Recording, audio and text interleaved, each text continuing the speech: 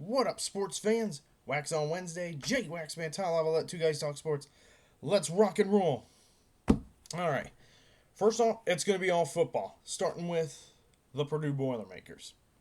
So, Purdue starts the year off 2-0. Barry Odom, the first-year head coach of Purdue since going back all the way back to 1916 to start his first season as Purdue head coach, 2-0. So, solid start overall, and Purdue already has more wins this season than they did all of last year. So, good solid start to the new season. But now the Boilermakers face their toughest upcoming test thus far, and that'll be against the Trojans of USC. And these two teams have a little bit of history. Although USC leads the overall series, I think 4-1. That one victory that Purdue has, 1967 Rose Bowl game, in which Purdue won 14-13 in a close game. So just a little historical nugget there. But I just gotta ask. So, Purdue and USC at Purdue. Could Purdue do it? Could they? Could they pull an upset?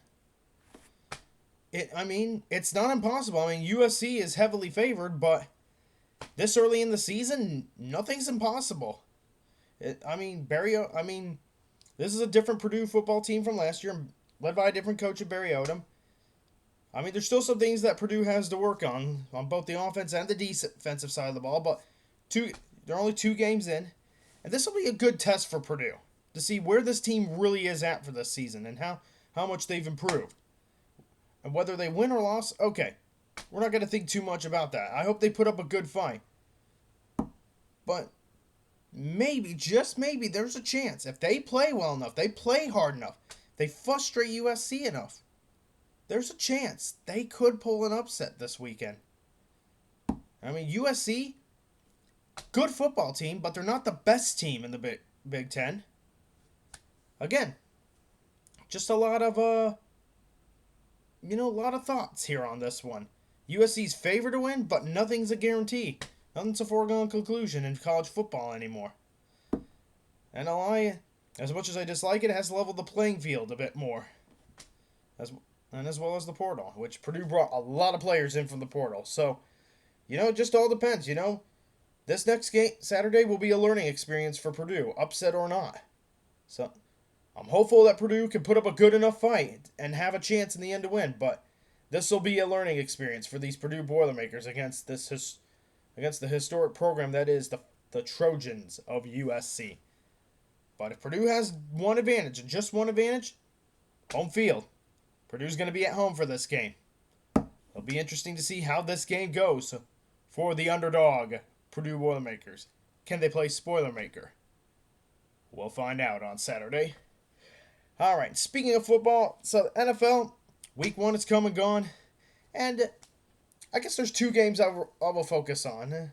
The Eagles and me and my friend Tyler Lavalette, we talked about the Eagles and the Cowboys in our last Friday roundtable. And before I get to the second subject, sports fans, I want to apologize for not posting our latest Friday roundtable. That, at the moment, is still being edited by those who work so hard in the studio. So, give them time, and I promise you we will have the video up. But our editors, they need all the time they can get working on it, so we got to stay patient with them. So, they're still working on that, and we will have a Friday roundtable this upcoming week. We just don't know when we'll be able to post it, because our editors are kind of doing other things. At the moment, there are other places. So, just wanted to give you the update there on why there hasn't been a Friday roundtable from last week. There was one shot, but but our editors are still working on that as we speak. Anyway, back to the subject at hand. So, I want to talk about the Lions and the Packers, okay? So, rough game for the Lions. That Green Bay defense, they are tough, all right? Don't like talking about the Packers, but their defense is tough. And adding Micah Parsons out of Detroit did a really good job double-teaming him and limiting him in this game. But the rest of the Packers' defense really followed his lead and made life for Jared Goff and company very, very hard. So Detroit was able to put up 13 points, but not enough to win this game against Green Bay. And now, everybody in the NFC North, oh dear. Everybody in the NFC North is chasing Green Bay and Minnesota, of course. But it looks like right now Green Bay looks to be favored to win the division at the moment. But I still think Detroit's going to win it. And I mean, it's a long regular season. There's still one more game between the Packers and the Lions, which is in Detroit. So there's still time there. Just a rough start for the Lions, but they will bounce back. Still a great team, and sometimes in week one, and against a team like the Packers, you're going to face some adversity. Defense definitely gave the Lions offense a hard time, and the Lions defense did the best they could to keep the Lions in the game, but no, just wasn't enough. So rough week one for the Lions, but I I think they'll bounce back. Definitely plenty to work on, and of course you got things are a lot different when you have a new O coordinator and D coordinator. Of course, Dan Campbell, he's still there, but he'll have his work cut out for him in this regular season. Now that the Lions will start behind both the Packers and the Vikings in the race for the NFC North. It's going to be a tough division this year. But Lions fans, I will give you this. At least your Detroit Lions looked better against the Packers than my Bears did against the Vikings, at least in the when it comes to the fourth quarter. Oh, Lordy. Speaking of the Bears. Oh, my goodness. Okay. That game sucked. I thought the Bears were going to beat the Vikings. I will give you that disclaimer. The ending was really hard to watch. The Bears controlled the game for 3 quarters, but they didn't play for the full 60. And they lost the game to the Minnesota Vikings as a result. First of all, kudos to Kevin O'Connell. Kudos to that Vikings defense. Especially Brian Flores, man. That defensive coordinator, he is one of the best defensive coordinators, if not the best defensive coordinator in the NFL. That guy, he came with some pressure, and he upped his game against that Bears offense. And you know what? Kudos to J.J. McCarthy. Okay, he deserves all the kudos in the world. I mean, he struggled at the start, but he settled in, and he found a way to make things work in the end for the Vikings. So I just want to get all that out of the way. Kudos to the Vikings. They earned that win. As for the Bears, they had that game. They had it. And they couldn't finish. They couldn't keep control of it for the full 60. And you know what? Many different reasons why. I'll go over a list of it. You know, we got Ben Johnson. There were some calls that he made that weren't some good ones, especially the decision to not go for the onside kick in the end. That's one I have questions about, but he's not the only one. But he's not the biggest reason why the Bears lost, all right? Defense in the end, they fought hard for most of the game, but they just looked worn out in the end and couldn't make stops when the Bears needed it the most. But you know what? And then you got the offense just struggling to maintain drives and finish off drives when they got into Vikings territory. I mean, and Cario Santos, who just got cut by the Bears, missed field goal. Dang. I mean, Bears cut their kicker when, in fact, there are bigger reasons of blame to go around. All right, so I listed a couple of things. You know, offense couldn't maintain drives. Defense struggled in the end. And Ben Johnson, I think, is realizing, okay, this Bears team has quite a ways to go. We got a lot of work to do. But here's the biggest thing I've noticed that's got me very concerned. Chicago Bears Nation, we need to talk about Caleb Williams. If there was ever a game that I watched him play where I have a bad feeling that this is not going to work out after all, it was this game. This game gives me the feeling that Williams may not be the guy after all. I know it sounds like I'm giving up on our quarterback, on Caleb Williams early, but I got concerns. He looked good on the first drive. He looked very good to start the game. Ran for a touchdown. Ran for another one very late in the game. I mean, he improvises, uses his feet when he needs to, extends the plays. That he's very good at. But, oh my goodness. After that first drive, it was just downhill from here. And, just so many things that I saw. So many little things. mostly overshot passes. Like, he's just overthrowing his receivers. Then he's throwing the ball too high. Then he's throwing it too low at the feet of the receiver. He's panicking in the pocket. Kind of like Justin Fields used to when he was with the Bears. And then there was one play where he kept trying to extend it and he stepped out of bounds. Goodness. I've got the biggest problem.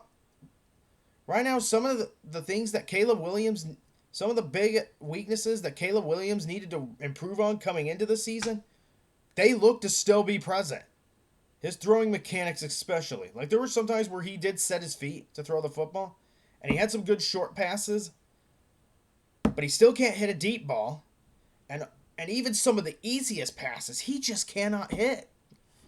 Like, if Caleb Williams had been able to hit even some more of the shorter passes, this game may have gone very differently. The Bears may have sustained more momentum, would have sustained the drives, probably would have scored more points, and just enough to hold off the Vikings on a furious rally and win the game.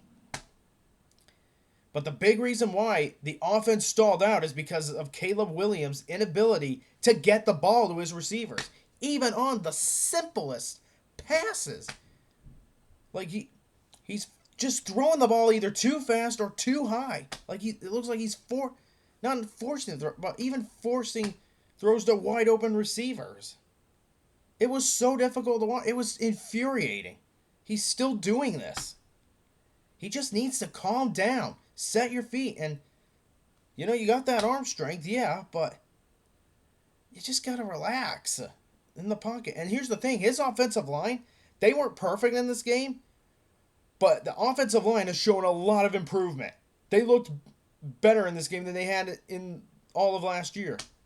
They were giving Caleb plenty of time to throw the ball. He was just not hitting his receivers, even on the simple plays. And I hate to say this about DeAndre Swift. I like DeAndre Swift, but I'm just not sure that the Bears can afford to bring him back next year because he was struggling. He did get me enough points to help me defeat my friend Miles in fantasy football, but aside from that, he didn't do much in this game. And I do wonder if his ability to see DeAndre Swift's ability to see what holes in the defensive line has kind of faded a bit. But anyways, back to Caleb Williams. He's still struggling to read defenses. Still struggling to pick up still struggling to adapt to blitzes and that stuff. And even when there's wide receivers open, whether it's his right, to his left, or right in front of him, he's just missing. He's missing on the simple throws. He's putting too much power on it, or he's throwing at their feet. There's just no consistency in Caleb Williams' throwing ability at this moment. And it's scary to watch.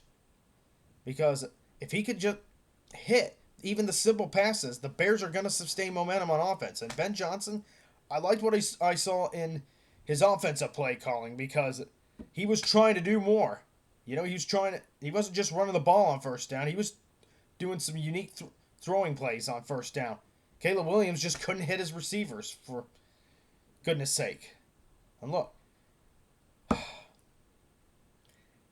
I'm not ready to give up on Caleb Williams yet. I say he starts on Sunday against the Lions.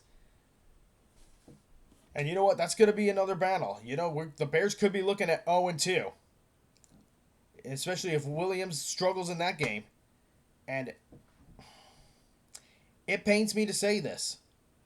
I'm not ready to give up on Caleb Williams yet, but if he continues to struggle early on in the season, if what we saw on Monday night is a sign of things to come for all the games of the season, then you know what? It's time for Secret Bagent Man. Now, that's right. I'm talking about Tyson Bagent. It could be very well that the Bears' best quarterback may not be the one that's starting, rather the guy that's the backup. Maybe we ought to start Tyson Bagent instead. I don't know. I only say that if Williams continues to struggle this season, even against, under 500 opponents. Lions, not going to be an easy matchup for the Bears. All right? So Williams has got his work cut out for him going into Detroit. And same with the whole Bears organization. On one final note, it's not all Williams' fault, all right? everyone on the team shares the blame and responsibility in the loss. But I thought they could have won had Caleb made more throws, and the offense would have sustained more momentum. But you know what? It just feels like, once again, it just feels like this rebuild is going nowhere. And you don't want to know something? Ryan Poles is to blame. I'm no longer impressed with Ryan Poles. In fact, honestly, I'm kind of now of the opinion that maybe we shouldn't have given him that extension after all. Because, here's the thing. Ryan Poles, when it came to the draft, not last year's draft, but the 2024 NFL draft, okay? 2024. Clearly, he had his eggs all in one basket. He put all the eggs in one basket. In terms of that, what I mean is, he was focused in on Caleb Williams and didn't look at all the other quarterbacks. From what I heard, he only invited Caleb Williams to a pre-draft dinner. He never invited Jaden Daniels. He never invited Drake May, and of the top 3 quarterbacks, he only invited Caleb Williams to a pre-draft dinner. He never took a closer look at Jaden Daniels nor Drake May. In fact, I just learned that Ryan Poles pretty much looked at Drake May's NFL scouting combine video and actually laughed at it, from what I understand. Oh my goodness. Well, right now, Ryan Poles, as of right now, looks like the joke's on you, because your quarterback is struggling. The quarterback that you picked, that you put all your eggs in one basket for, right now, he is struggling right now. And that does not look good on you at all, Mr. Poles. When it comes to one of the big time rules of being an NFL GM, always scout out as many players as possible. Don't single out players. Don't put your eggs in one basket. You got to do your homework. Scout out all the quarterbacks, not just one. Here's the thing. Admittedly, I hope that Caleb Williams proves me wrong. I really do. Truly. But again, I've said this before and I'll say it again. I was never on the Caleb Williams train. I never wanted the Bears to draft him. I wanted Marvin Harrison Jr. I wanted us to keep Justin Fields. But I will also say, if we had to draft a quarterback, I wanted the Bears to draft Jaden Daniels. And he's looking pretty good with Washington. Again, I will say it. I hope Caleb proves me wrong. But oh boy, bad news Bears. On to this day in sports history. And on this day, alright, on this day,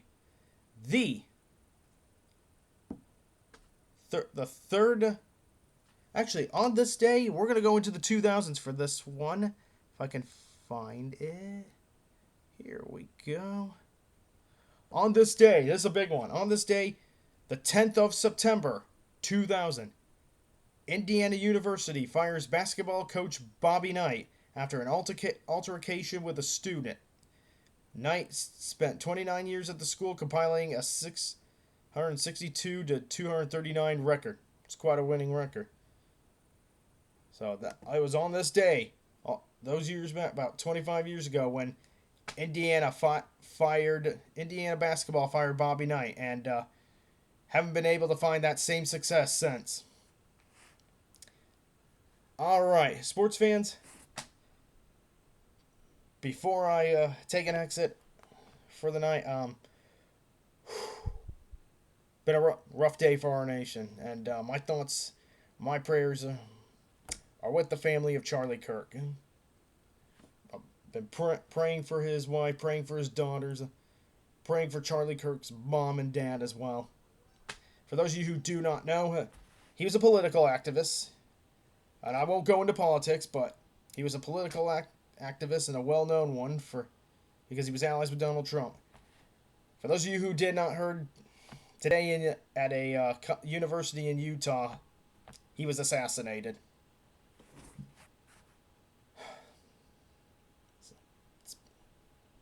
This is a day that sports aside, this is a day that's really going to change the nation.